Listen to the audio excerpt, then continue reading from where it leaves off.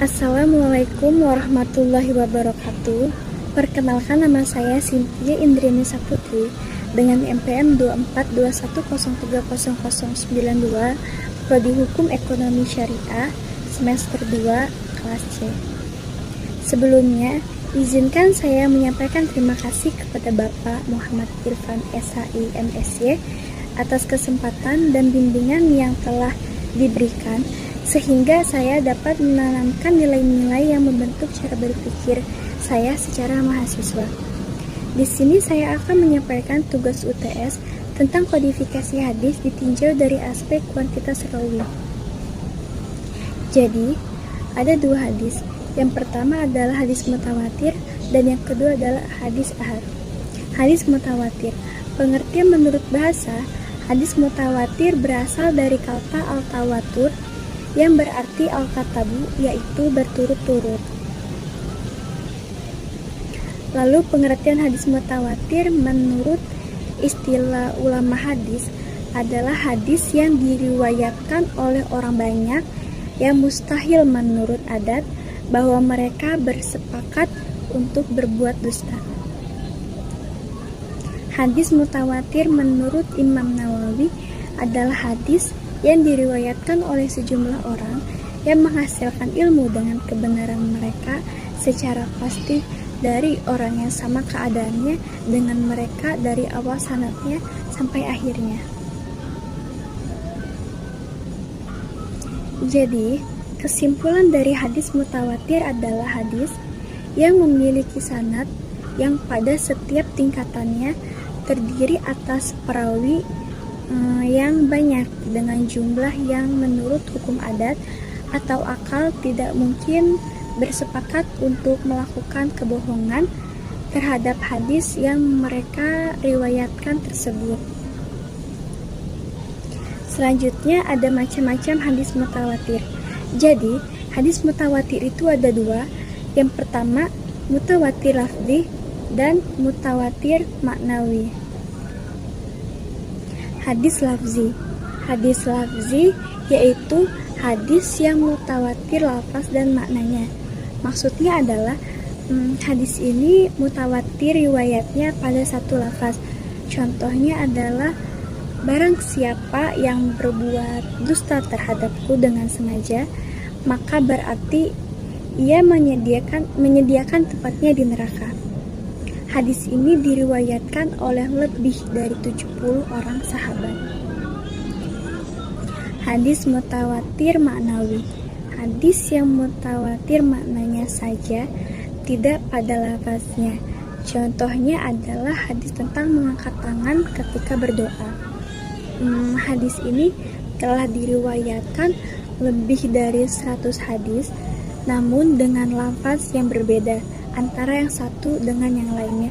Masing-masing lafaz tidak sampai ke derajat mutawatir, tetapi makna dari keseluruhan lafaz-lafaz tersebut mengacu pada satu makna, sehingga secara maknawi hadis tersebut adalah mutawatir. Selanjutnya adalah hadis ahad. Kata ahad artinya adalah satu, yaitu adalah kadar yang diriwayatkan oleh satu orang. Menurut istilah ilmu hadis, hadis ahad adalah hadis yang tidak memenuhi syarat mutawatir. Pengertian hadis ahad menurut Ajaj al-Hadith adalah hadis yang diriwayatkan oleh satu orang perawi, dua atau lebih, di mana hadis tersebut tidak memenuhi syarat-syarat hadis masyhur dan hadis mutawatir. Yang selanjutnya ada macam-macam hadis ahad. Ada 3, yaitu hadis masyhur, aziz, dan gharib. Pengertian hadis masyhur secara bahasa berasal dari kata syahara yang berarti az-zuhur, yaitu nyata. Sedangkan pengertian hadis masyhur menurut istilah ilmu hadis adalah hadis yang diriwayatkan oleh 3 orang perawi atau lebih pada setiap tingkatan sanad, sehingga tidak sampai tingkatan mutawatir. Hadis masyhur mempunyai status sahih hasan dan dhaif, dan bahkan ada yang maudhu ataupun palsu. Jika hadis masyhur statusnya sahih, maka hukumnya lebih kuat dari hadis aziz dan gharib. Hadis aziz menurut bahasa ada sifat musyafaat dari kata azaa yu'izu yang berarti qalla dan nadoro yang artinya sedikit dan jarang, atau berasal dari kata azaa ya azu yang berarti kuliah dan istada yang artinya kuat dan sangat. Menurut istilah ilmu hadis, aziz berarti bahwa tidak kurang dari 2 orang pada seluruh tingkatan sanad. Hadis gharib menurut bahasa, kata gharib adalah sifat musyafaat yang berarti al-munfarid atau al-ba'id dan al-qaribihi, yaitu yang menyendiri atau jauh dari kerabatnya. Menurut istilah ilmu hadis, yaitu hadis yang menyendiri seorang perawi dari periwayatannya. Hadis gharib dibagi menjadi 2, yaitu gharib mutlak dan gharib nisbi. Gharib mutlak yaitu gharib yang menyendiri seorang perawi dari periwayatannya pada asal sanad. Adapun gharib nisbi yaitu hadis yang terjadi gharib di pertengahan sanadnya. Dan ada skema sanad, yaitu skema sanad mencakup tentang hadis Rasulullah SAW.